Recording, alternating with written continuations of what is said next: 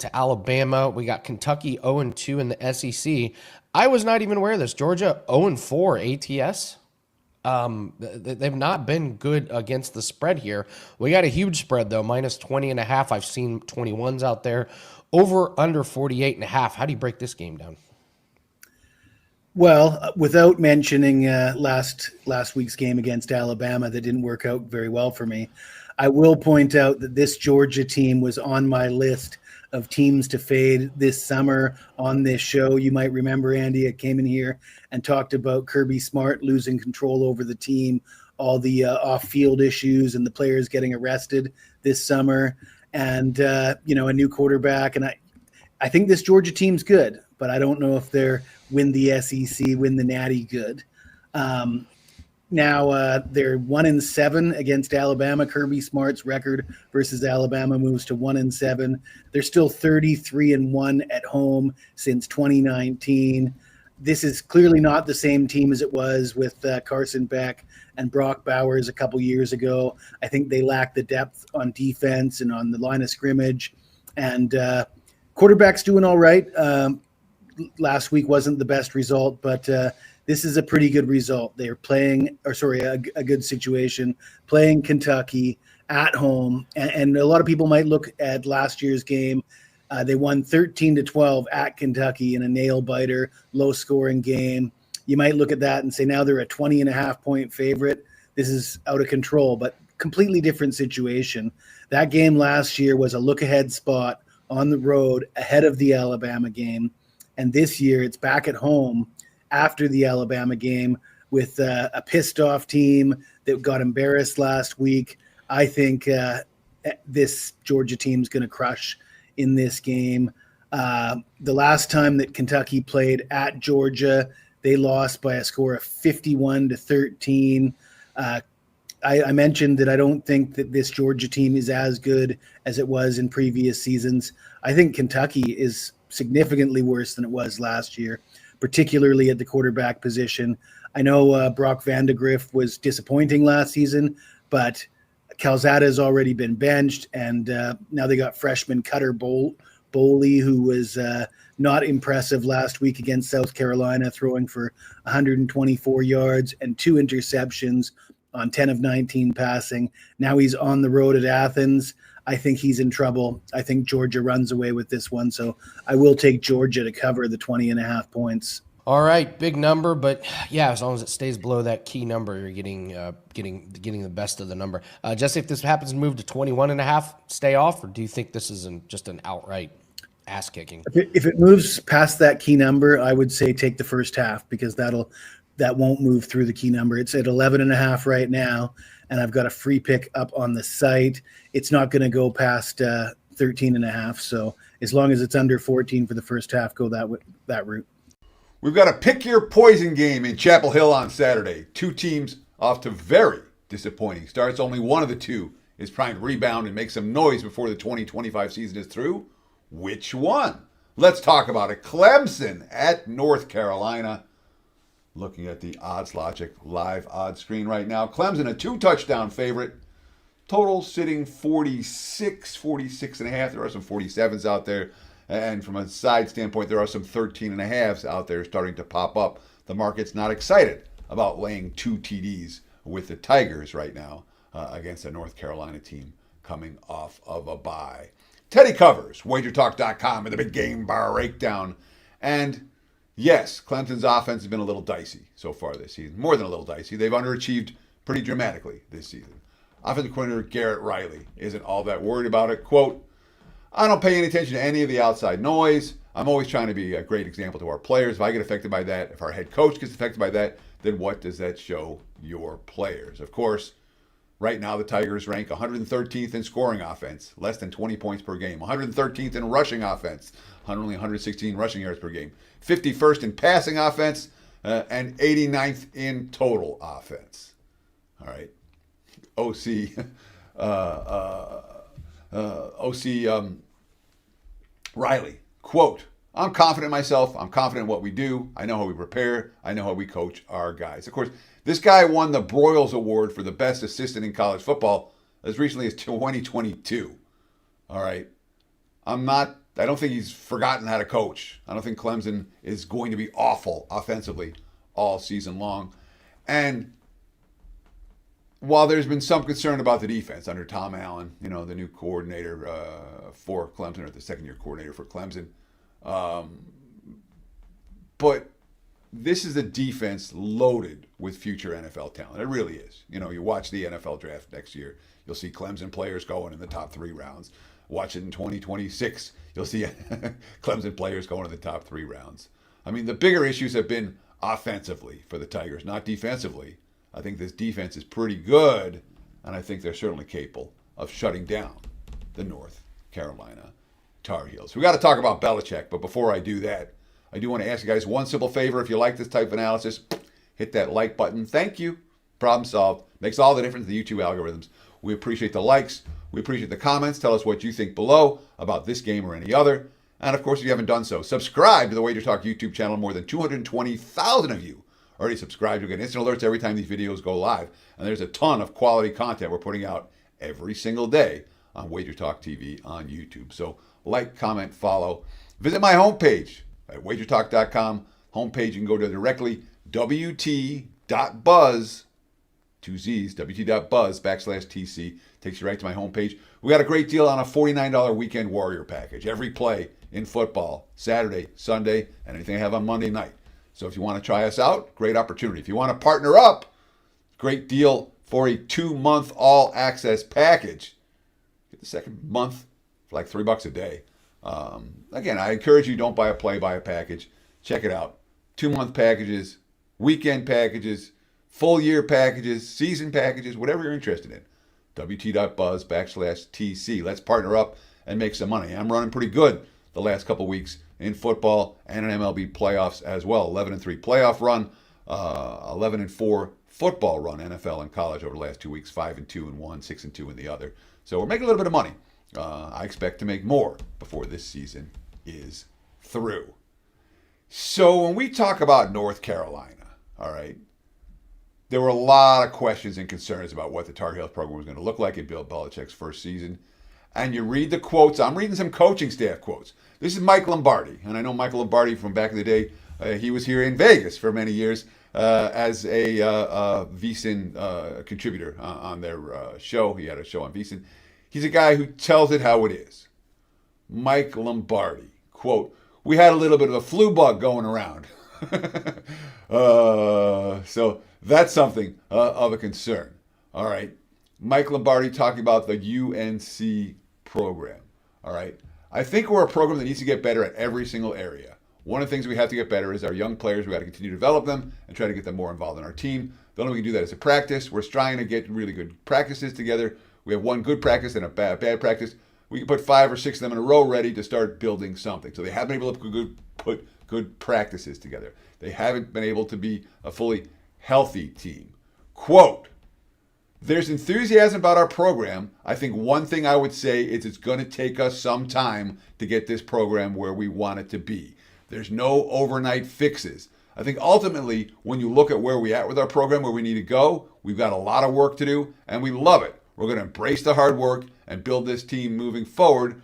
But what we're really trying to accomplish is a sustainable success, and that takes some time. We got to lay a good foundation, and we all have to get better." UNC's telling us not to trust them. If you read anything about what was going on in this program this offseason, there was a fair bit of chaos, all right? Belichick's first rodeo at the collegiate level where you have to recruit kids.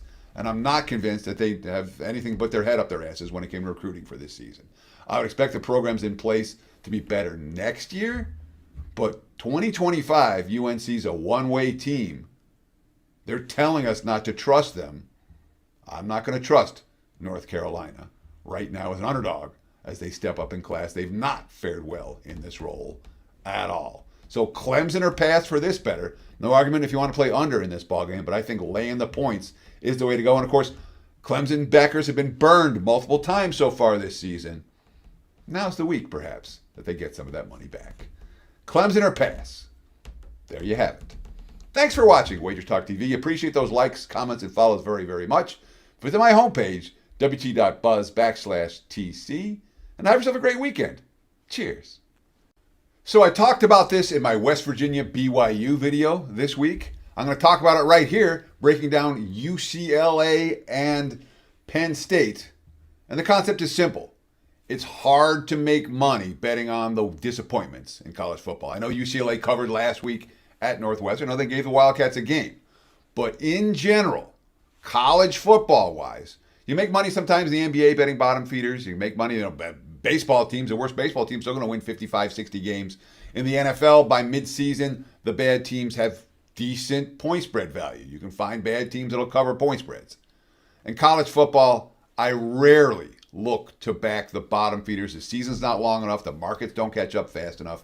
And UCLA, look, they are what they are, which is one of the worst, if not the worst team in the Big Ten. Well, look at the Odds Logic live odds screen against Penn State. The Nittany Lions 25/25.5 point road favorites in LA, total sitting at 50 for this ball game. Let's break it down. Teddy covers WagerTalk.com with a big game breakdown for Saturday afternoon here on the left coast. It'll be a 12:30 game for us on the Pacific time, 3:30 for you back east. And look, UCLA is a pretty downtrodden program right now. Remember, Chip Kelly was the head coach. He didn't get fired. Chip Kelly quit and said, I'd rather be an offensive coordinator at Ohio State than I would be a head coach at UCLA. Ding, ding, ding. That's a telling sign. All right. Then Deshaun Foster came in, and Deshaun Foster failed. Predictably. He didn't feel like the right guy to save the program. A first-year, first-time head coach for his alma mater, and it was kind of a disaster. All right. And hey, they actually covered a point spread last week. Of course, after they spotted Northwestern's 17-0 lead, but they made things interesting. They got within 17-14. And that being said, they had a chance to win the game. Yamaleva and company got a grand total of 3 offensive yards on their last 2 drives. All right. So they had a chance. They had a team on the ropes, and they couldn't do anything with it. The offense wasn't good enough. And I'm a Tim Skipper fan. I think Tim Skipper will be fine in the interim head coach department. But UCLA is not a good team. And they have talent. When you look at the grade out their personnel is, wow, this guy has an NFL possibility. And that guy's got an NFL possibility. Doesn't matter. As a team, they're not good. And what happens now? Oops, they get an angry Penn State squad. Not an easy sign for Tim Skipper and company. Of course, not like this team has much of a home field edge right now. New Mexico pushed them around on this field in a 25-point win. That's New Mexico Lobos from the Mountain West. It's supposedly the worst team in the Mountain West coming into the season. They're not. But that type of result on this field concerns me. I know I don't want UCLA in this ball game. Now, when we talk about the Penn State side of the equation, though, that's certainly an issue. I found some stats here when it came to Big Ten teams that have to cross the Rockies. So the West Coast teams traveling east, the East Coast teams traveling west. And what's happened in the Big Ten? The teams crossing the Rockies, 11-20 straight up, 12-19 ATS. It's a lot of travel for college kids, really is,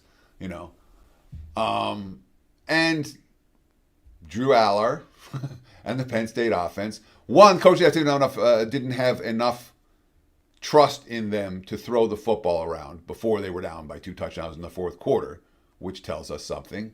And 2, it's not like at any point this season we looked at Penn State and go, yeah, this offense is clicking. Yeah, they're primed to beat up on someone. All right. Haven't done it.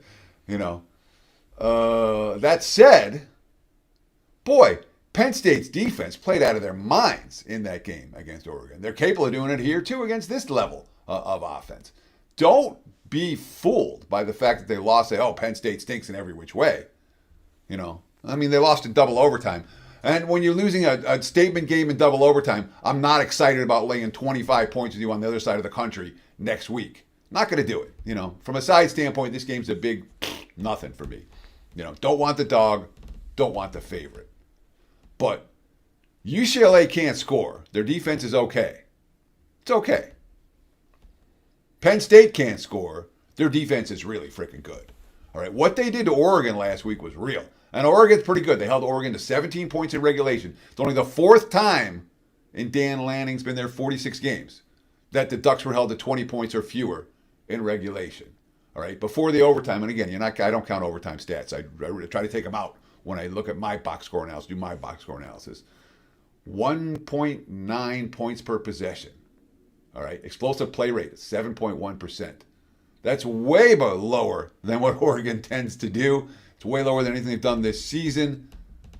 And I'm a believer in Penn State's defense. James Franklin takes all kinds of criticism. Not defensively, he doesn't. Penn State's in these games. So, bottom line for me, with the total here sitting at 50, and oops, as we speak, one of the advantages of that OddsLogic Live on screen, you see the line moves in real time. All right, there were 50s out there across the board when I started recording this video. I'm doing it Wednesday afternoon. Now I'm seeing 49s popping up on the screen. So the markets are moving with my thought process as we speak. If you want to get this one, maybe do it sooner rather than later, being that the markets are moving as I'm recording it. But the bottom line for UCLA and Penn State, under the total. Find a 50 if you can. They're still out there as I record. But I've already seen a couple of what I call leading indicator books move down to 49 just now, including the Circa right here in Vegas. So let's expect lots of punts and field goals. UCLA, Penn State, under the total. Thank you so much for watching WagerTalk TV. Again, we appreciate those likes. Bing, hit that like button. Thank you. Follow, comment below. Tell us what you think. And football season's going pretty good for the clients and I on a nice little run. 11-4 football run over the last 2 weeks. 6-2 college, 5-2 in the NFL. Making money. That's my job. Check out my homepage, wt.buzz/TC.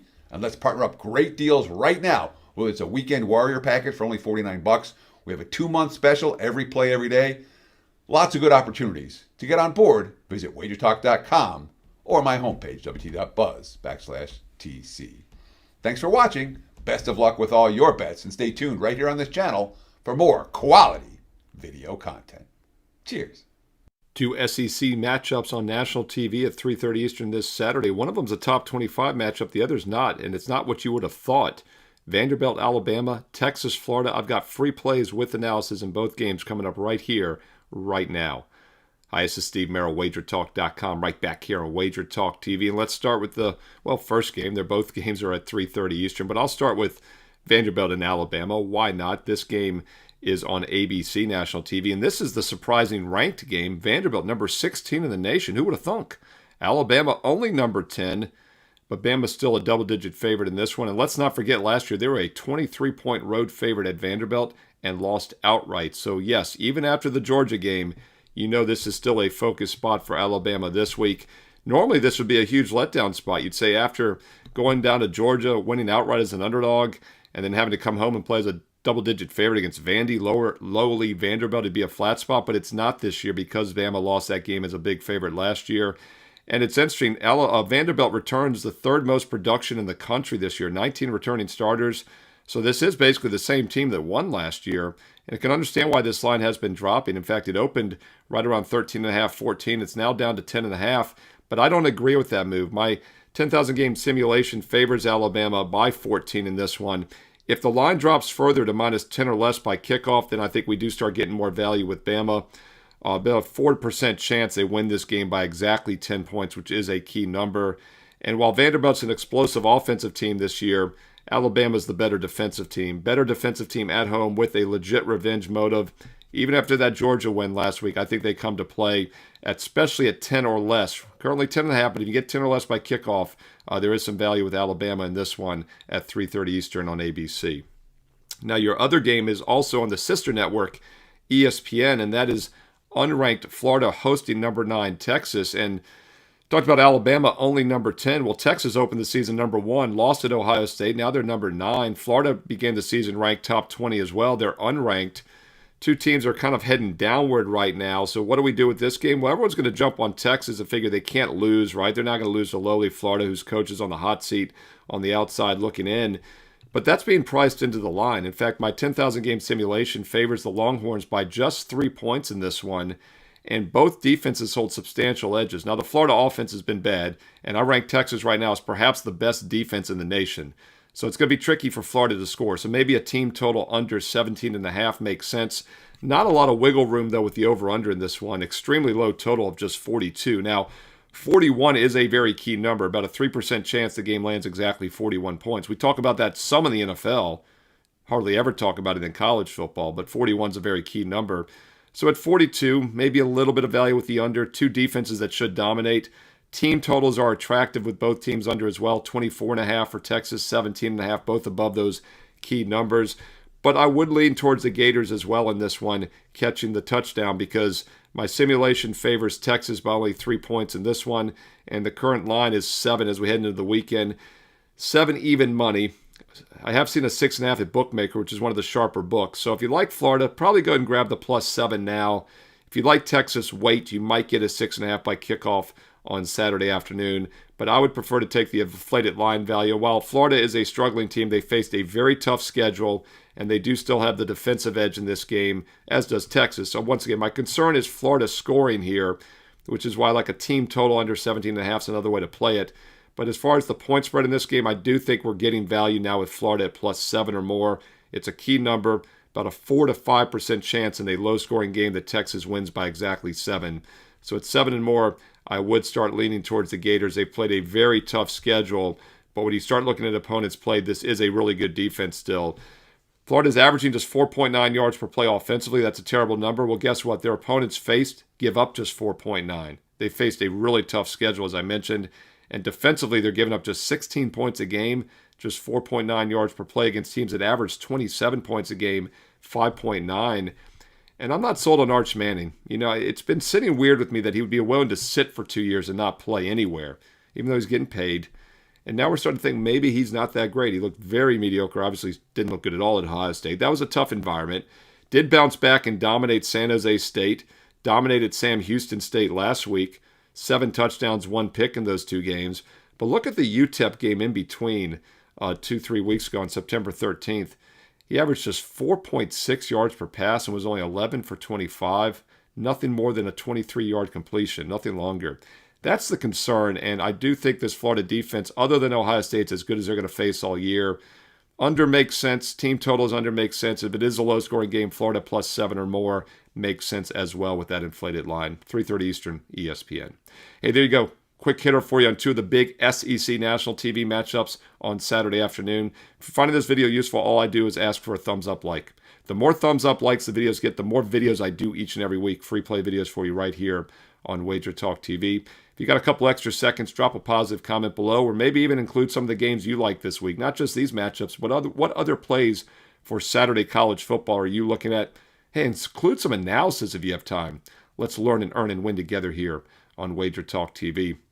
And if you haven't subscribed to WagerTalk, over 221,000 subscribers, can't be wrong. For free, click subscribe and consider clicking the bell as well. You will get an instant alert when I post these free play videos throughout the week, including my college football top 25 video and my NFL Fade the Public video for this weekend as well. Click subscribe, click that bell here on WagerTalk TV.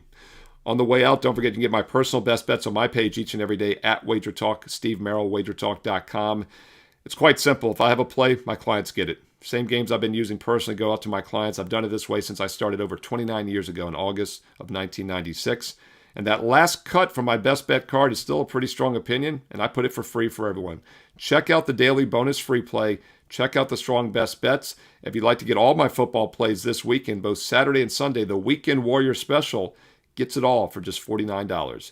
Weekend Warrior Special, all my best bets for Saturday and Sunday college football, and Monday night if I have something included, for just $49. No promo code needed. Also have a promo code up for the 1-year all access. You will see an instant $500 discount on the page, but if you use promo code SM365, you get an $811 discount. Details on my page. That gets it down to about $1 a play for football, baseball, and basketball every day for a full year. Check out the special offers, the best bets, and get that bonus free play right now. Steve Merrill, WagerTalk.com, and get there quicker with shortcut WT.buzz/SM. Finally, on the way out, follow me on social media on X and Instagram at Steve Merrill. 2 R's, 1 L, MERRIL, at Steve Merrill on X and Instagram. And stay tuned here to WagerTalk TV. You know there's more free play videos coming up next. We got Notre Dame as a huge favorite here against Boise State. Big total over under 62.5. What's your take on Boise State and Notre Dame? Yeah, so I count my openers as what I write down on Sunday night. I usually write it down around halftime of the Sunday night game. Opener for this game, I'm calling it 17.5 for Notre Dame, 64.5. So we've seen a little money for the favorite. We've seen a lot of money. And we've seen money for the under in this one. I'm not sure I agree with either one of those, to be perfectly honest. Boise had that bad opening loss at USF. They were non-competitive in defeat in that ball game. Since that time, the offense, 51, 49, and 47 points scored over team totals, over full game overs. And they faced, I'm not going to call Air Force and App State anything like Notre Dame, but they faced at least two decent opponents during that span. So it's not just complete bottom feeders. It's an offense that's clicking on all cylinders. We like the quarterback, Maddox Madsen. He was pretty good last year. He's been pretty good in recent weeks. And then we look at Boise step-up games. How does Boise do when they step up in class against the elite teams? They faced Penn State in the playoffs last year. They lost 31-14. I don't think Notre Dame has the same defense like Penn State had last year. But Boise's defense got gashed in that contest. They only gave up 31, but they allowed 200 rushing, close to 200 passing. They didn't win the line of scrimmage, and the game stayed under. But that said, they were held to a pair of they held the field goals. They missed a pair. They had 13 penalties. It was not a good game for Boise against Penn State in the playoffs. That said, they faced Oregon last year. They lost that game 37-34. They led at halftime. They led in the fourth quarter. They allowed a 100-yard kick return touchdown. That game flew over the total. 2023 at Washington, they lost 56-19. Couldn't get stops. That game flew over the total. At Memphis, they lost 35-32. That game flew over the total. Versus UCLA in a bowl game, lost 35-22. That game flew over the total. Note the theme here, over with Boise and Madsen. Notre Dame, they had a pretty high-profile loss week one as well to Miami in the opener. Since that time, they hung 40 on A&M. That's a good defense. 56 on Purdue, 56 versus Arkansas. The beatdown so bad that the Razorbacks got their head coach fired. That's Pittman is not going to send you Christmas cards to Marcus Freeman and company for what they did last week on their home field. The Frosh quarterback, C.J. Carr, has been pretty darn good, too. The defense has struggled, though. Last week was better, but, we've seen some ugly performances already, and the defensive line was area of concern coming into the season. This defensive line has been pushed around. Remember, Al Golden was the defense coordinator last year. He guided them to the national championship game. Chris Ash been the defense coordinator this year. And if you want to talk about, coordinator drop-offs, it's been pretty significant, at least in this bettor's opinion. So I don't view Notre Dame's defense anywhere near what it was a year ago. I expect the Irish to get their fair share. All right. Team total 40.5, 41.5 for Notre Dame. That tells you all you need to know. The question here is how many points does Boise get against this defense? And I think the Boise side correlates with the over in this ball game. I think Boise will get enough. I like over between the Fighting Irish and the Broncos, 3:30 Eastern, 12:30 Pacific on Saturday. Minute, tell everyone what you have up at WagerTalk. Sure, we'll do it again on Friday. And look, the playoff baseball has been really good. Last year we had a 10-game winning streak in the postseason. Right now I'm riding. I won last night with the easy right side. I'm 11-3 betting playoff baseball, so a pretty good run.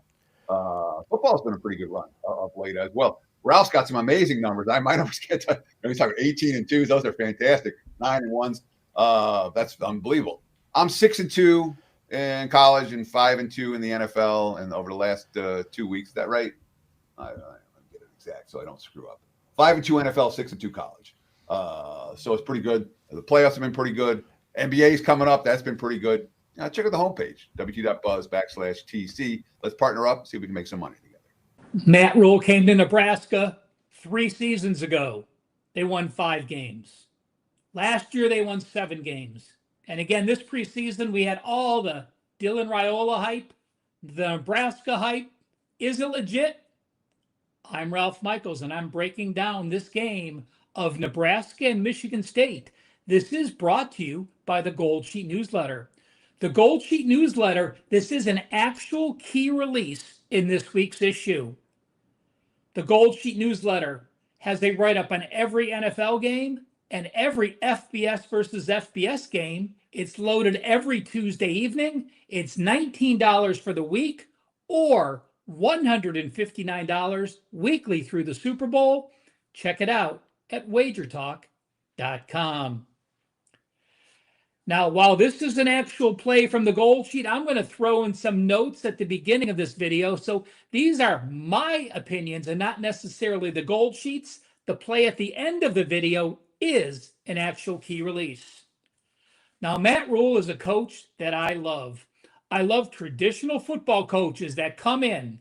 They don't try to change too much season one. They see what they have to work with. They build on it. They improve season 2. And then season 3, when they have their full recruiting classes in swing, you see big improvements. Let me give you the examples for Mr. Matt Rule.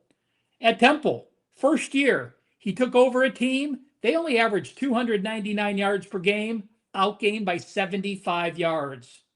Season 2, they averaged 277 yards per game with some QB injuries. They were minus 39 yards per game. They still improved. Year 3, the offense exploded, 417 yards per game, and they were plus 30 yards per game, a 105 yard per game improvement from season 1. Baylor, 1-11 in 2017, the first season, outgained by 52 yards per game. They got a 7-6 his second season, 384 yards per game, plus 34 yards per game differential. And then 2019, they get to 11-3, 471 yards per game in offense. This first time at Nebraska 2023, only 18 points per game, 313 yards on offense, plus 9 yards per game. Year 2, 23.5 points per game, 359 yards per game, plus 31 yards per game. Now, season 2 of Dylan Raiola, I think the hype is legit. We see an offense in the Nebraska Cornhuskers that, again, you have to take this with a grain of salt. The offense is number 13, averaging 497 yards per game. The scoring offense is number 12, averaging 44 yards per game. And they are number 9 with 33 explosive plays of 10 yards or more. Now, why did I say take it with a grain of salt? Nebraska's played one of the weakest Power 4 conference schedules in the entire country. Their strength of schedule, 129. So we'll have to see if they're made of the right stuff in this week. They're also, with Dylan Raiola, a year of experience, pressing the pace. They are number 21 with 72.5 yards per play. Now, I did want to share one system for you. Again, TNA, if it's not what you think it is, get your mind out of the gutter. It means trends and angles. When you have a favorite up to 15.5 versus a team off a loss as an away dog, but they covered the spread, and they still have a winning record of 55% or more, those favorites up to 15.5, like Nebraska, 88-49 with 4 ATS pushes, that is 64.2% against the spread. Both teams had very slow starts to the season. They both won, but they did not play well against as favorites. Michigan State played Western Michigan. They only won the game 23-6 as a big favorite. They only had 336 yards of offense, but they did hold Western to 10 first downs and 217 yards. Against Boston College, they were minus 77 yards, but special teams play and some good red zone offense and defense, even though they were outgained by 77 yards, they pull away with a 42-40 win. Youngstown State, again, not a good game. They only finished with a 105-yard edge, beating the Penguins 41-24. And then last week against USC, they hurt me. I had a big play on USC. Michigan State scores a long touchdown in the last couple minutes for the backdoor cover. But again, they still put up 337 yards, losing that game 45-41. Nebraska had a much tougher challenge. They played 2 very good foes in Cincinnati and Michigan. Against Cincinnati, a solid game. They were plus 2 turnovers. They finished with an 82-yard edge in the 20-17 win. Akron. Oh yeah, by the way, Brian Leonard is an alum of Akron. He's visiting me right now. So, Brian, it was Nebraska 68, Akron 0 with a 728 to 175 yard edge. I just want you to remember that. Against Houston Christian, they win that game 59 to 7. And against Michigan, they played a good game, folks. Turnovers were even. They were outgained by 40 yards, but they had a 23 to 16 first down edge in that 30 to 27 loss. Both teams identical, playing a low-scoring first game that went under the total, and both teams went over the total each of their last 3 games. I went to the database for this and looked up some TNA since 2011. So we are talking 15 seasons. This is only the 15th Big Ten game where conference teams are playing each other and each went over each of the last 3 games.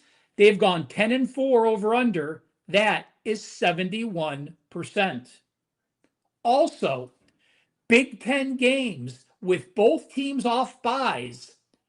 They've gone 60-49. That is 55% over under. And if the total is 47 or higher, those teams have gone 43-29, 64% over under. Again, that is both teams with byes. Michigan State, Aiden Childs, guys, 69%, an 8.5 YPA, and a 9-1 ratio. Very solid job. The rush attack, averaging 154, a little on the light side, yards per carry at 4.3. But their defense, playing poorly. They allowed 457 yards at home to Boston College.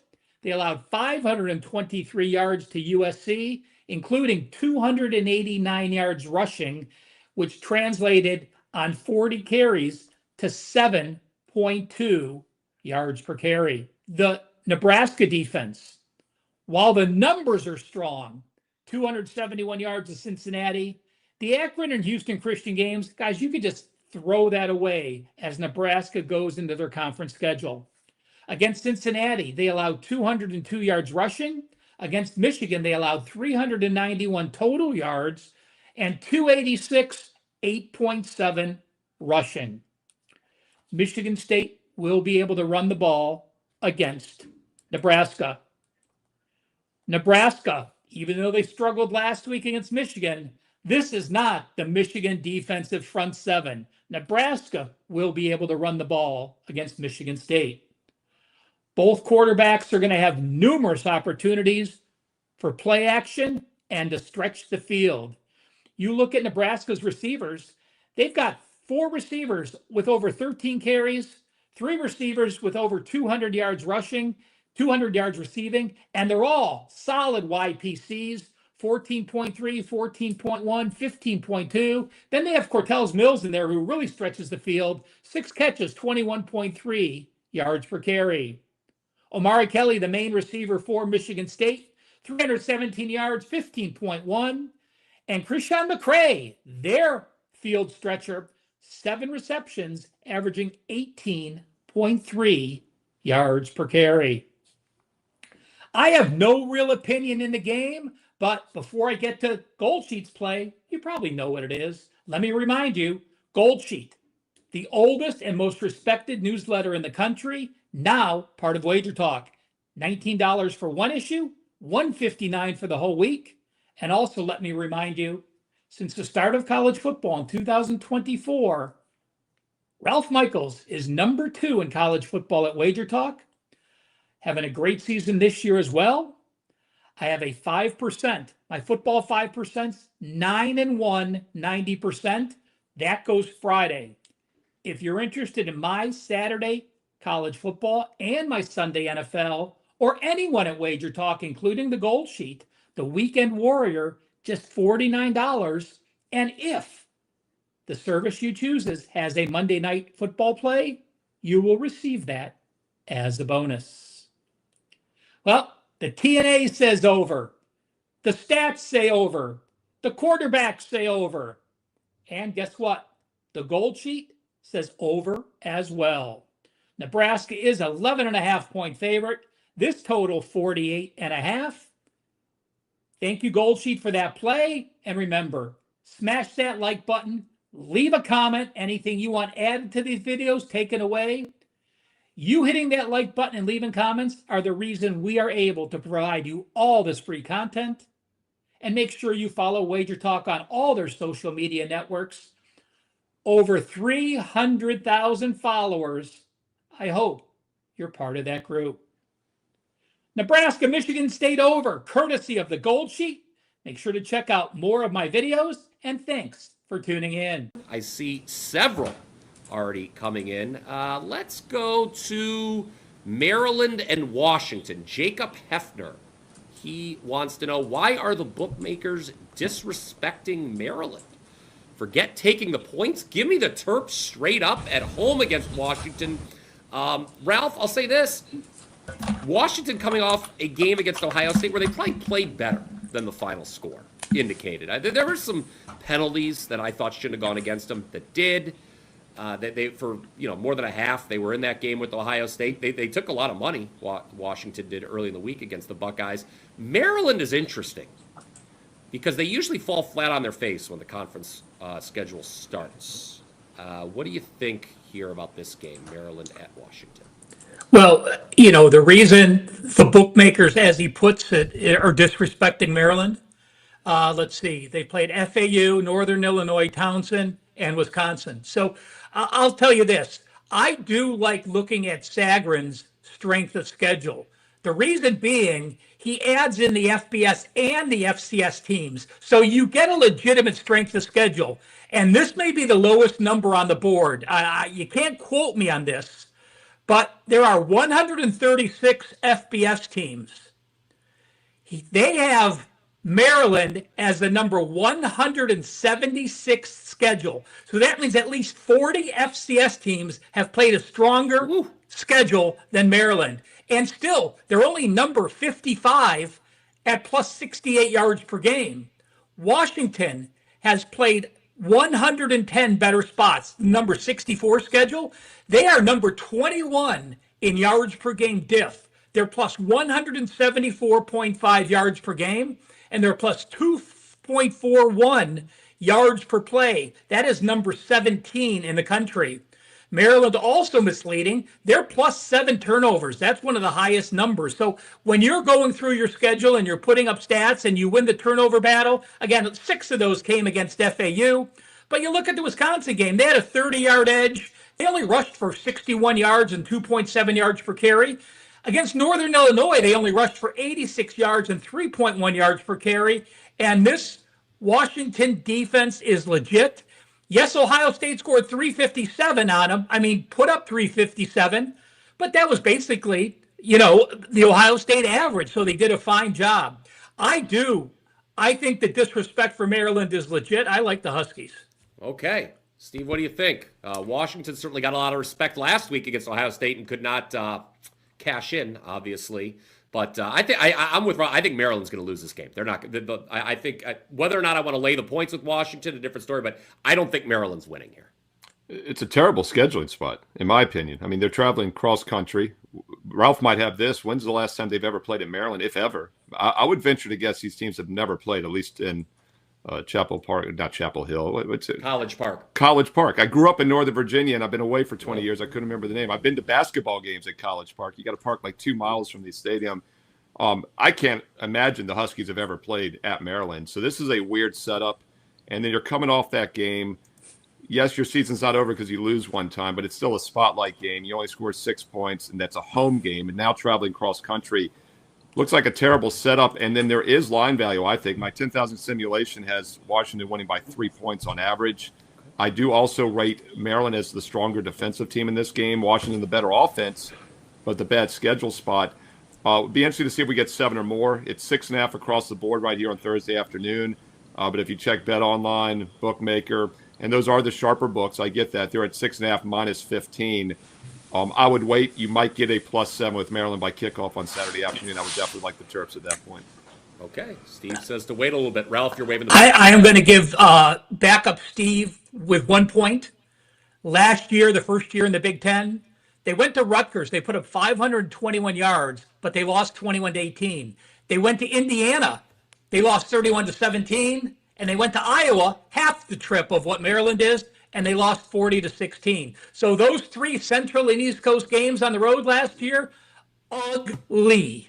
Yeah, that's been a big talking point in the Big Ten, obviously, and other conferences since at the ACC since expansion, where you have these really, really long road trips. Stay tuned, by the way. Do you guys know what time the game is? I don't think a West Coast gets hurt by a night 3:30 game. Eastern. Okay, 3:30 Eastern, so it's not as bad. Yeah, it's not. If it was the 12:30. noon games, I Yeah. clearly think you look to fade. The night games, those kids are used to playing at night, so you know.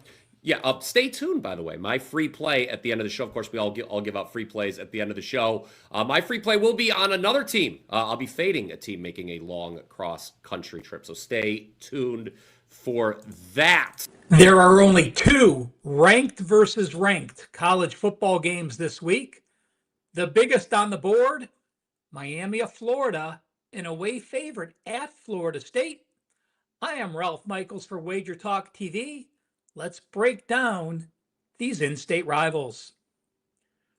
We have a situation here with Miami and Florida State. Now, you want to know how much Florida State has improved? Last year, Miami was a 23-point favorite at home against Florida State.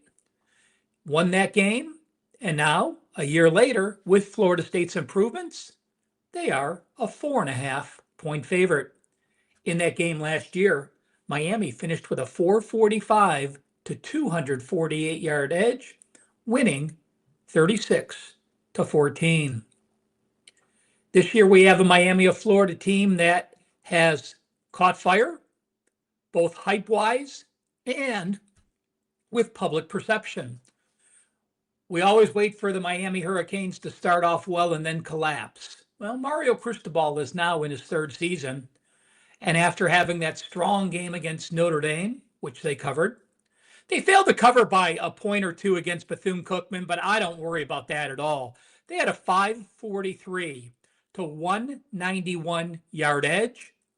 And at halftime, they led 28-3 with a 313 to 98 yard edge. When I look at a Power 4 team facing an FCS foe, I usually look at the first half stats. They'll play their starters for the first half. They'll empty the benches in the second half. So impressive, both full game and especially the first half where they led 28-3. They came back strong against USF. USF was off those back-to-back upsets. What did Miami do? Came away with a 49-12 win, put up 576 yards of offense with a 27-15 first down edge. And then last week, they actually did not play well against Florida. The final score shows 26-7, but they were on offense, held to 344 yards and 4.0 yards per carry. Their defense held up very well, holding Florida to 141 yards and 7 first downs. When I look at Miami's offense, Carson Beck, 73%, an 8.6 YPA, a 7.3 ratio. The offense, averaging 177 and 4.7 rushing. Again, a lot of that came from Bethune-Cookman, where they averaged 6.6 yards per carry. What has impressed me, though, is their defense. They're allowing 245 yards per carry, 76 yards rushing, and 2.6 yards per carry. And their defense has held all 4 opponents to a season low. We look at Florida State. Florida State starts off with that win against Alabama, a legit win. They were even minus a turnover, had a yardage edge, winning that game 31-17. Against East Texas A&M, we call that a pat statter, 77-3, almost 800 yards, holding them to under 200 yards. Kent State, another stat patter, 775 yards, holding them to 206 yards. And then against Virginia, they got exposed a little bit. Virginia moved up and down that field. Florida State did finish with a 514 to 440 yard edge. Virginia, very good in the red zone. Florida State, not so good. It was a Friday night national field charging win for the Virginia Cavaliers. Florida State loses that game 46-38.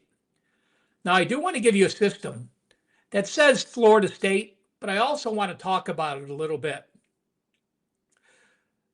When teams have at least 3+ wins and they're off their first loss of the season as a dog or a sizable favorite, and now they're a dog or a favorite up to 4 touchdowns, and it's a conference game and they were previously ranked. So you're playing a team, you've got at least 3 wins, you're off your first loss of the season. Those teams have only gone 36-75 against the spread, 32.4%. But here's why I said you have to put an asterisk on this. With the new expanded playoffs, 1 loss is no longer a bubble burst. When there were 4 teams in the playoffs and you were a team like Florida State, if you're Bama or Georgia or Ohio State, you may be able to lose a game and still get in. If you're Florida State and you're off a loss, you would not have gotten into the old playoff system. But now you have your first loss, and we know teams can rebound, finish the season strong, and have a shot to make the playoffs. So I want to mention that, but I think more relative information moving forward with the new playoff system will be after teams get their second loss. We'll see how they do. We'll share that data in the next couple weeks. But this Florida State team, as I said, the offense numbers are spectacular. Again, because you've had 1,500 yards against East Texas A&M and Penn State. Throw those out. What does surprise me is that I said they gave Virginia 440 yards last Friday night. That is still 125 yards better than Virginia has averaged against everybody else. Against Alabama in the opener, they held Alabama to 341 yards. That is 137 yards better than Bama has averaged against the rest of their opponents. When you add it up, Miami has held 4 straight opponents to a season low. Florida State has held 4 straight opponents, to a season low. Both teams do play up-tempo, but it was a weak competition. Miami is number 39 in plays per game run. Florida State is number 16, but again, those numbers will decrease significantly with this conference game, a big conference game. Miami's defense, number 13 in the country, allowing 245 yards. Florida State in the top 30. And both teams are in the top 14 in yards per game diff. That's offensive yards minus defensive yards. Miami plus 206 yards, which is number 13. Florida State plus 304 yards, which is number 4. But the strength of schedule is the big deciding factor here. Miami has played the number 26 toughest schedule. Florida State's strength of schedule, number 111. Miami's proved to me they can do it. Florida State, except for that Alabama game, has not proven they could do it. I like Miami in this one, and I also like the under. Current number has Miami -4. There are some 4.5s. The total right around 53.5. I believe the Hurricanes are for real. I believe in Mario Cristobal, and I also believe in these 2 defenses that have held all-day opponents to a season low. Miami and the under, and guys, I want to mention, I have a big 5% college football play on Friday. My college football 5% plays, 9-1, 90%. My college football this year, 14-7, 67%. My college football since the start of last year, number 2 at WagerTalk among all the handicappers. Hit that like button. Make sure you're following WagerTalk TV and all the social media networks. Over 300,000 people do. Follow me on Twitter at CalSportsLV. Go Hurricanes. Go under. I'll be back next week. Dion's been playing quarterback shuffle, and that can be a concern. It hasn't worked out real well for the Buffaloes just yet. Will he play quarterback shuffle this week as Colorado steps up in class and travels to TCU on Saturday night? Let's break it down. Big game breakdown style. Saturday night college football with Colorado at TCU. Right now, looking at the Odds Logic live odds screen, I'm seeing TCU mostly -13.5s out there, total of 58. There are a couple of 14s that have popped up for the TCU side of the equation, but mostly 13.5.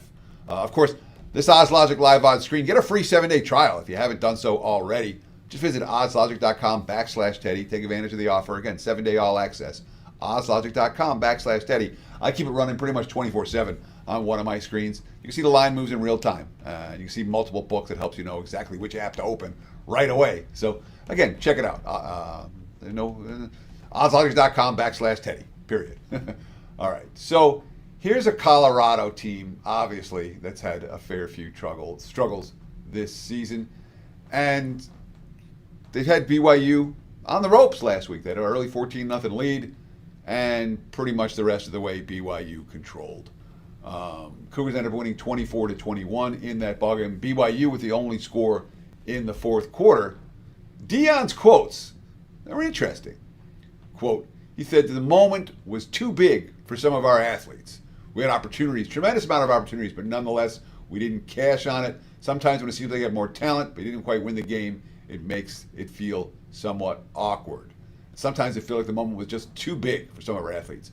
They've got to do something about that. At halftime, we challenged certain positions to go out there and up their game, challenge their opponents. We didn't get that. We got the same thing that we had in the first half. So Deion's ripping into his team a little bit. That being said, Salter, the Liberty transfer, the senior, the guy who's just, Salter's just fine at the QB position. All right, I'll take his action. I want him over Staub, who, even though Staub's been in the program for longer, Salter's the guy with the upside. And no, he wasn't great. Only threw 16 passes last Saturday, 11 completions, 119 yards. But he ran the football 17 times in that ballgame, and that's his fourth start for the year. He said that the benching affected his psyche. All right, quote, and Deion saying that Salter had to understand the way that we do things, something that I embrace. Having a sit a game, that really kind of messed my head a little bit. So I knew that when I came back in, I just had to be that leader the coach was looking for. We got a young team. Like I said before, I'm one of the older guys in the team. They're looking up to the older guys, step up and be that leader, and that's what I'm trying my best to do for this team. So look, Colorado is young. They're going to go through growing pains. But Deion settled on the right QB right now. The defense is good enough to ensure they don't get blown out a whole lot. And the offense is still a work in progress. When we look at TCU's a little bit banged up right now. All right, leading rusher, Kavarian Barnes, he missed the last couple of games. He's not a full participant. Leading receiver, Alec McAllister, missed practice on Tuesday completely. Sonny Dykes said both players, quote, still a ways away from returning to the field. Right now, if we had a game today, neither one would play. I'm hoping that we say something different by the time we get to Saturday. I'm hopeful for both of them. But as it stands now, and the line could well move based on these two players, again, your leading rusher and your leading receiver, both hurt.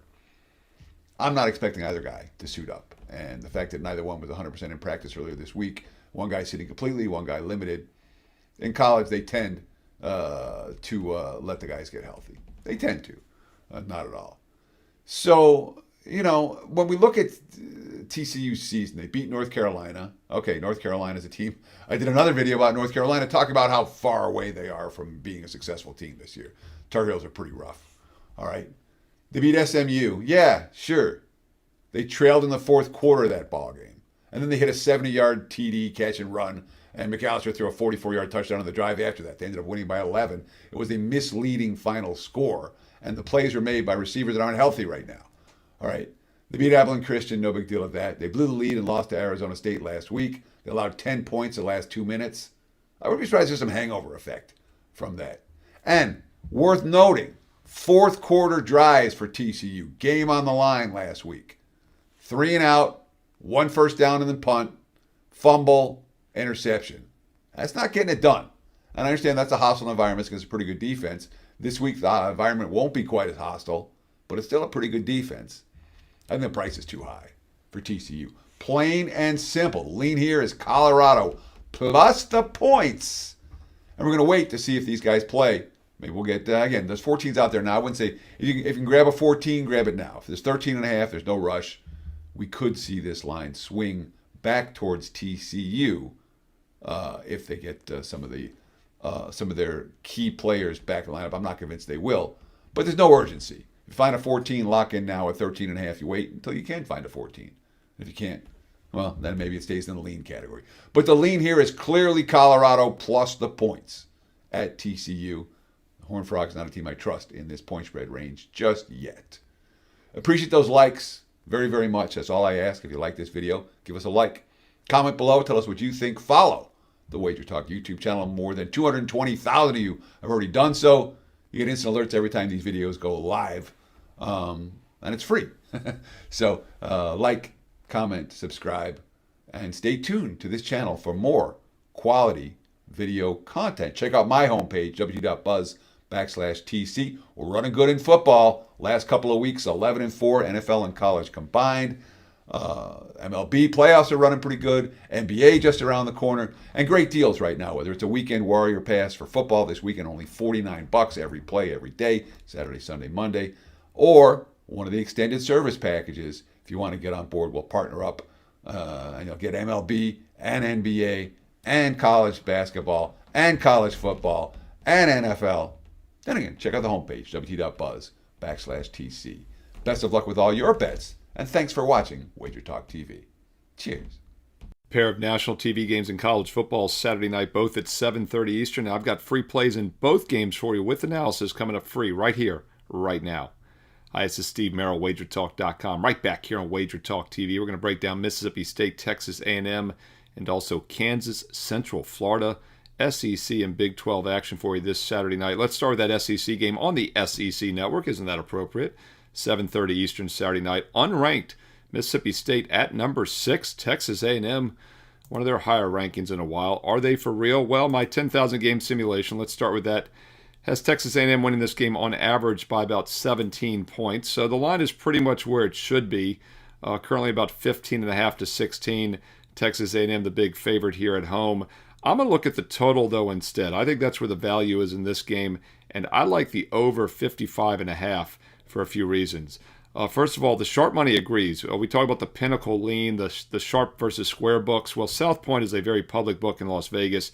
So do this video on Thursday night, heading close to the weekend. South Point's sitting at 55. They're kind of a stale number.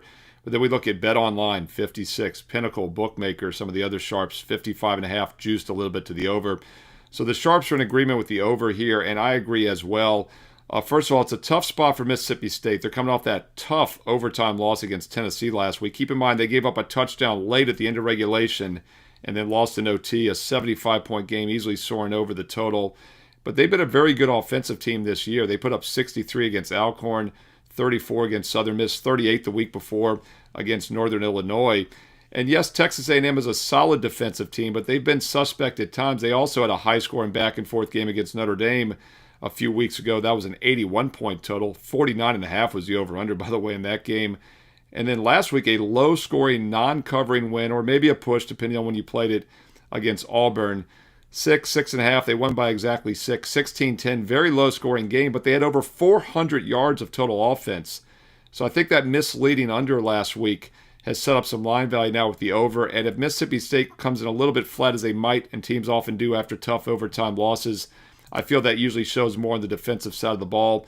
A&M averaging over 9 yards per pass, almost 7 yards per play this year, 36 points a game. And Mississippi State's doing well also offensively this season, averaging 38.5 points, over 8 yards per pass, and over 6 yards per play as well. Two good offensive teams here. I look for a higher scoring game than expected between Mississippi State and Texas A&M. Take a look at over 55.5, 7:30 Eastern Saturday night on the SEC Network. All right, your other game, as I mentioned, is also at 7:30 Eastern in the Big 12 Conference. Unranked Kansas against unranked Central Florida. This one on ESPN2 national TV. Tickets for as low as $14 at FBC Mortgage Stadium in Orlando. Do you not believe it's the second biggest school in the country? What's the biggest? Pause. Think about it. I believe it's Arizona State. Now, I checked that a couple years ago. Maybe it's changed. But Arizona State and Central Florida, the two biggest schools enrollment-wise in the nation. Central Florida, a bit of a commuter school there in Orlando. And they sometimes support the football team. Sometimes they don't. Might want to start supporting this football team. Pretty solid addition this year with the Golden Knights, playing better than expected. And I do think they're for real here. They're going to be tested, though, for the first time against a good Kansas Jayhawk squad. Kansas just 3-2, UCF 3-1, but they've played one of the weakest FCS schedule, FBS schedule, Division 1A schedule so far this year. So this is a huge step up in class. But my game simulation does factor in schedule strength opponents played, and 10,000 game simulation has this one a little bit closer than expected. In fact, has Central Florida on average winning by 2 points outright. So yeah, don't have to overthink this one. We do have a live dog here, in my opinion, because as we check the odds logic live odds screen, heading closer to the weekend, Kansas currently a 4.5 to 5 point favorite. So once again, Central Florida at plus 4.5, plus 5 looks like a live dog to me on Saturday night. Now, there are some concerns, as always. The first one I just mentioned, the week schedule. And also, their top two quarterbacks are both questionable with shoulder injuries, Tavon Jackson and Ja'Cory Brown. Now, Brown is not likely to play, but Jackson has been upgraded to probable from some reports I'm seeing. So I do expect their number one quarterback to be ready to go. He got injured last week against Kansas State, but he is expected to play this week against Kansas. But keep an eye on that injury report. It could affect this line come game time on Saturday night. But as of now, it looks like they will have Jackson under center. If not, then all bets off. I'd stay away from this game completely. But as of now, I do think there's some value with Central Florida as I project a 2-point outright win. So we're getting some value with them as a 4.5 to 5 point home dog. Kansas is the better offensive team, but Central Florida does rate, even with the weaker schedule played, as the stronger defense. And they've been really strong defensively this year, allowing just 15 points a game, just 5 yards a pass, and just 4.5 yards per play overall. Some really solid numbers. And they'll need it against a Kansas Jayhawk team that's averaging over 36.5 points a game. I'll take the good defensive home dog here with some line value. Central Florida plus the 4.5 and 5. Just once again, keep an eye to make sure Jackson's going to be under center there as the starting quarterback. 7:30 Eastern, Saturday night, ESPN2. The Deuce. Hey, there you go. A couple little bit of under-the-radar games for you on Saturday night. Let me know your thoughts on these games. Side, total, how you attacking them? More importantly, let me know your thoughts on the other games you like this Saturday, October the 4th in college football. Hey, if you have some bonus time, drop some analysis as well. Let's learn and earn and win together here on WagerTalk TV. And if you're liking these free play videos, be sure to check out the other ones I did. I did a number of 2 for 1. By the way, if you're liking these duos, let me know. Instead of just one free play, try to give you 2 games in one video, a little bit of a quick hitter for you, more efficient format to record, and also I hope to watch. Hey, let me know your thoughts in the comments below if you like these 2 for 1 free play videos, and I will keep them coming. All I ask is a thumbs up like. I was going to mention I did another one for you as well for your game between Vanderbilt and Alabama, and also the Texas-Florida game, a 2 for 1 video here on the channel. So check that out as well. And don't forget my college football top 25 video and my NFL Fade the Public video as well here every week on WagerTalk TV. So when you click subscribe, and I'm sure you already have, over 221,000 free subscribers, can't be wrong. Make sure you click that bell as well for an instant alert so you never miss out. You can be the first to watch and tell your friends. Be the cool kid. First to watch when these free play videos are posted every day here on WagerTalk TV. By the way, if you want my personal best bets, it's very simple. Go to my page, Steve Merrill, WagerTalk.com. While you're there, you'll see all the strong best bets I have for my direct subscribers. They're the exact same games I'm using. It's so simple. Since I started over 29 years ago, August of 1996, if I have a personal best bet, I send it to all my paid subscribers. You too can get on board this weekend with the Weekend Warrior Special. Every college and pro best bet I release for both Saturday and Sunday in college and pro football for just $49 complete. Now, one day is $39. You get everything for Saturday and Sunday. And, Monday, if I do have a bonus play in the Monday night game, for just $49. Just $10 more gets you the full weekend. That's why we call it the Weekend Warrior. No promo code needed. Check it out right now on my page, Steve Merrill, WagerTalk.com. And while you're there, get a bonus free play. And by the way, don't wait till Saturday to sign up.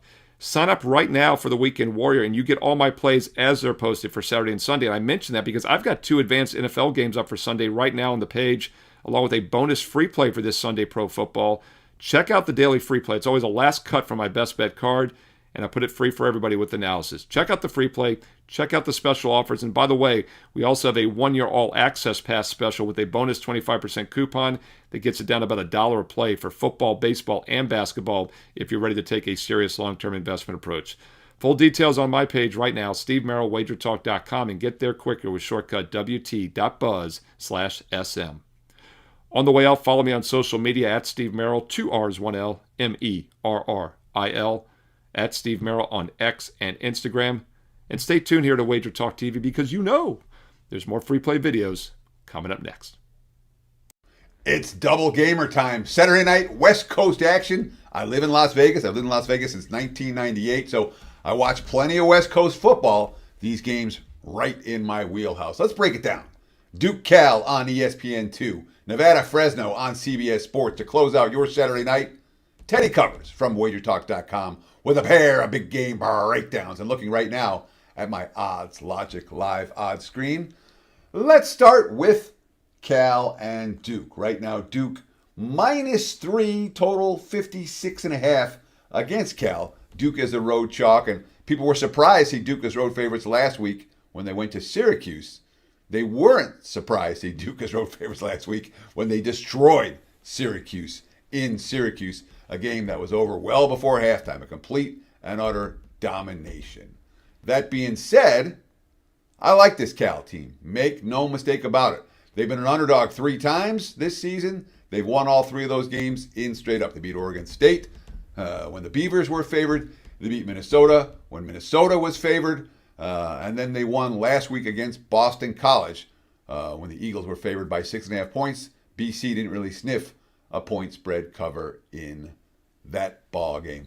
And the only game they've been favored was the one that they lost at San Diego State. And that was really a flat spot and a bad game. The worst game they played all season. I'm not expecting a ton of that moving forward. Really impressed with the quarterback play from Cal in early season play. They got the Frosch QB that sent Mendoza good to Indiana, and he's been tremendous. And again, guiding the team to victory on the road last week with a huge fourth quarter and a huge touchdown drive to win the game. And then the defense came up with the play to actually save the victory. Linebacker Luke Farrelly intercepted Dylan Lonergan on the final there was 15 seconds left on the final drive of the game with BC inside the 5-yard line. And that is a huge difference maker when you talk about a team's mentality when they're flying back from the East Coast off of that game. They played well enough to win. If they lose with 5 seconds left, it's back-to-back losses. Questions start to pop up. Wilcox is, a little bit on the hot seat, etc., etc. But they win the game, and lo and behold, now they're 3-1. They're feeling good about what's going on right now. And remember, this is a team last year, a Cal team, that kept on losing the close games. They lost, they were 1-4 in games decided by 5 points or fewer. And their first 4 ACC games last year, they lost by a combined margin of 9 points. So the fact they went out to BC in the opener and found a way to win that game, and with a huge play, both ends of the field, the interception on the one end, the touchdown drive on the other, this is a Cal team that's feeling pretty good about it. And a lot of times I worry that, our team's fat and happy, and they're feeling good about themselves. I don't feel that way about this Cal team. Okay, Wilcox has them grounded. Their quotes coming out of the Bears camp has them grounded. And this is a team, in my mind, they're pretty much a one-way team for me right now. If I'm getting involved with Cal, I'm on the Bears, not against them. Now, you do worry about the West Coast to East Coast travel, but Duke's got to deal with that as well. That's a concern. Before I talk about Duke, let me talk about me for just a minute. Running good right now, all right? College football, NFL. College football, I think 6-2 in college and 5-2 in the NFL over the last 2 weeks. Making money, 11-4 football run. The MLB playoffs have been very profitable. We had a 10-game winning streak in the postseason last year. Already off to a 1-0 start this year in the postseason. NBA's on the way. Number 1 at WagerTalk since 2022 in the NBA. More than 220 units of profit during that span. I like this time of year.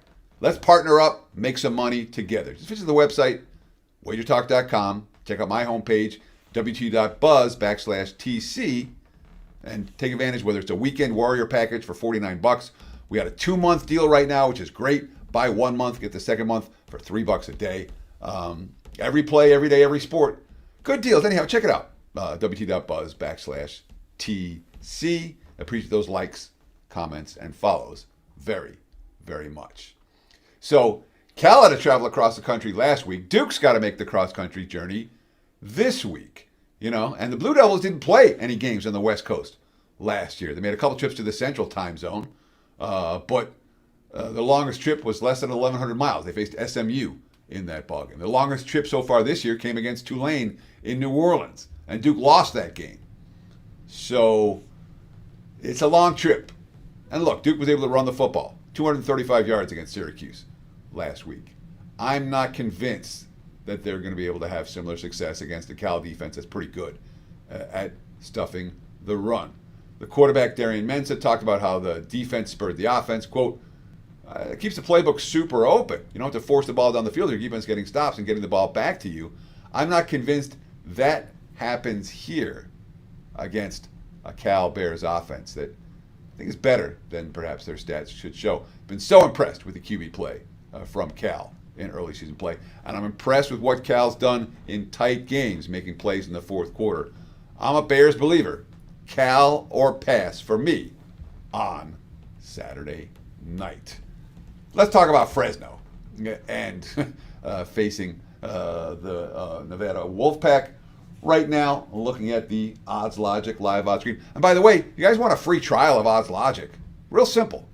Go to oddslogic.com/Teddy. You get a free 7-day trial for this live odds product. It's pretty freaking cool. Play around with it. Check it out. I have it pretty much running 24/7 on one of my screens over here. oddslogic.com/Teddy.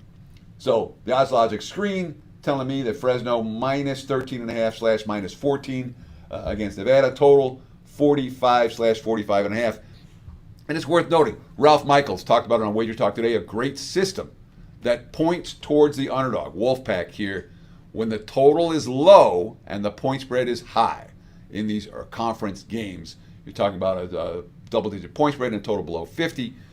The dogs have been really good in these games. And it makes sense. Points are going to be hard to come by. Margins are going to be hard to come by pretty good. How about 67% over the last decade? So that's a blind system that certainly points towards Nevada. And, we've seen a relatively competitive recent history between these two teams. 24-21 last year. We had 34-32 in a recent meeting between these squads. That being said, two blowouts in between, 27-9, 41-14. Fresno has won the last 4 meetings, and Fresno's pretty good. They're off to a 4-1 start. They're coming off a bye. And this is a team that played a ton of nail-biters last year. They're able to win Nevada and nail-biter a year ago. That being said, Nevada's line is a 3.5 win team coming into the season. All right, they're likely to be underdogs in all their remaining games. All right, Jeff Choate, has a new offense coordinator this year. Remember, Matt Lubick left for Kansas in the offseason. David Gilbertson got promoted from within. We have Payam Sadat returning to DC this year. I'm not in love with the coordinators or the coaching right now for Nevada. And really, when you talk about what happened this past offseason, Nevada got decimated by the transfer portal. People did not stick around in Reno. And that concerns me here when you talk about a dog in this point spread range. Even though the trends point towards Nevada plus the points with this low total. Nevada hasn't passed for more than 200 yards in any game this season. All right, their leading receiver is 5'7". He's got 14 catches and 181 yards. Their leading running back is 5'9", and he doesn't even weigh 200 pounds. This is a little team, all right? And when you're a little team, and as the season progresses, things get worse, not better. Guys get more banged up. Nevada, 2 passing touchdowns through 4 games. All right, their only win so far this season, 20-17 against Sacramento State. That's Sacramento State, an FCS squad, not an FBS squad. They had what was the game? They let 2 Conference USA teams. West Kentucky game wasn't that big a deal, but the Middle Tennessee State game, Middle Tennessee's no good, and they went to Reno and beat Nevada straight up. That's a concern here. All right, this is not a team I'm excited about putting my money on. I call them unbackable right now. Fresno or pass for this better. I know the Bulldogs can't run the football. That's good when you talk about laying points because they got to chuck the football around. That's what they're going to do, and that also gets ensured when you're throwing the football longer, shorter drives, fewer plays, fewer time burning off the clock, more time to build up margins. So it's favorite or pass for me in the late game. Fresno, not Nevada, is my choice. Lay it or don't play it. And there you have it. Appreciate those likes. Appreciate those follows. Appreciate those of you who subscribe to the WagerTalk YouTube channel. Visit my homepage, wt.buzz/TC. And have a great weekend of betting. Stay tuned right here on the channel for more quality video content. Thanks for watching WagerTalk TV. Cheers.